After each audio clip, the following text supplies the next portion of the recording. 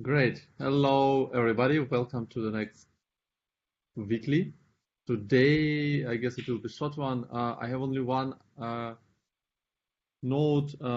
Alex dropped the message in Palcapi channel that the link is in his invitation is outdated. Igor, can you please check that everybody received the correct invitation with correct link?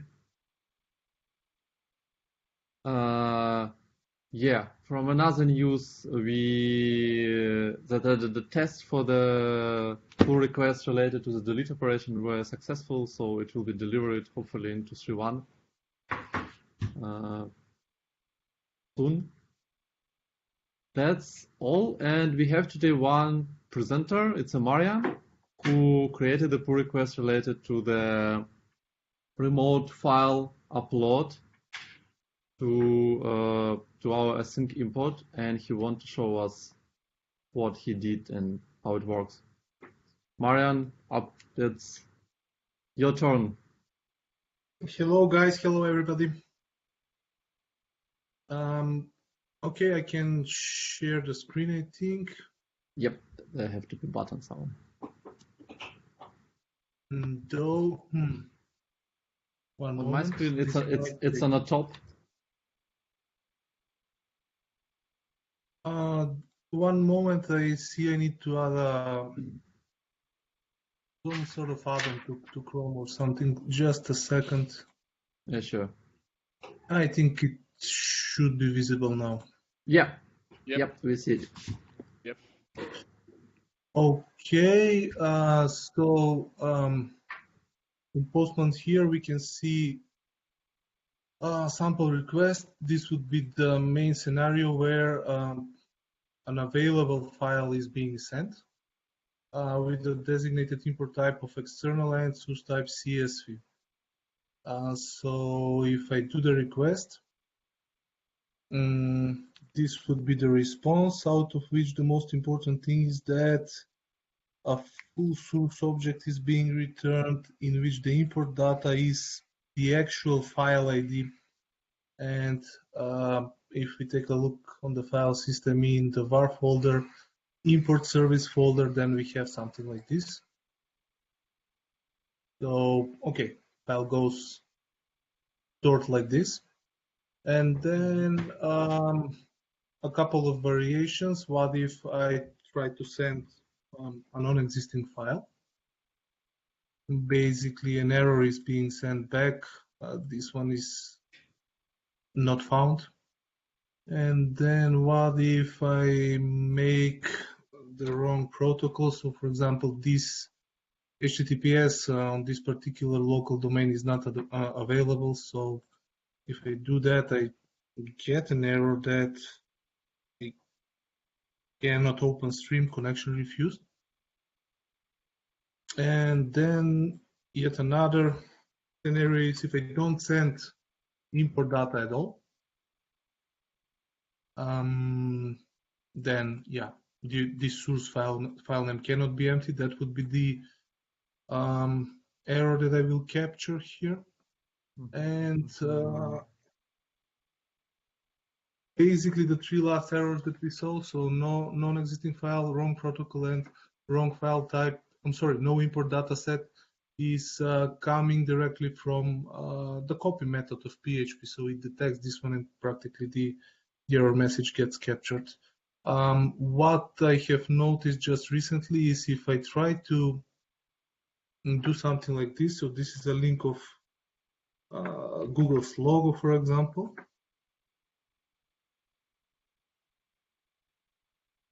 Which is a PNG file. I get a success. I'm getting a file ID.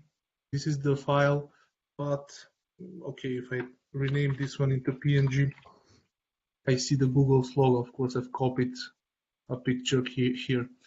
So that's something that I'm thinking it's next to be solved. This isn't something that's unique to this processor only, I hope. So maybe a more generic place should be, to capture that, okay, you don't what are you sending is a mismatch. So, for example, you're claiming you send a CSV, but actually there's something else going on. But as far as I know, this is the only real problem. So that home code somewhere is going to have to be written. Alex, I think you've mentioned already that we might do this in the service contract itself, I think, but no code to handle cases like this so far. Yeah, okay. Related to the source type import and that you import in the wrong data, that have to be definitely validated. I would say it have to be validated inside a processor because a processor can be different ones. And yeah, I guess it have to be inside a processor. If anybody have any complaints or questions? Aren't you not? Yeah, okay, good. I have a small question, but Yeah. actually, no, I don't. I'm stupid. Disregard. Okay. Yeah, but basically great. Thank you very much for your effort. Hope then yeah you can align this one and we can proceed with it. Yeah, some time ago I made a changes in the architectural documentation that we will use UI IDs and not the source ID, but yeah, I told you to make still with the source ID because that's only processor implementation and we didn't align yet the base model to use UI ID that will come, and then maybe we can basically merge them together like your pull request and the base extension implementation where we're using the UI ID, but that will come. I guess we will discuss it next meetings. Good. Then, yep. Thank you. Looks really nice. I guess then that's all that we have for today. If anybody has any concerns, questions, ideas, thoughts, One wishes. thing that I wanted to ask you was we do have an epic in our ZenHub board for async product import. Yeah. Could you please go through all of the issues that you created for async product import and make sure that that epic is set for them? Because right now, when I filter by that epic, I only see like the issues. I will. That's good. That's correct. Because I created an issues inside of the GitHub and not on Zen board, so that's why it was not assigned. Yeah, if you can, please. I'd like to kind of push everybody towards working with ZenHub a little bit more, especially the core team.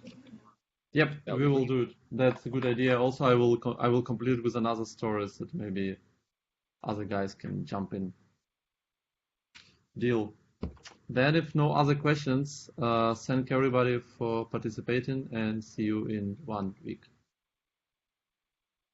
Bye bye. Thank you, team. Thanks, bye. Bye.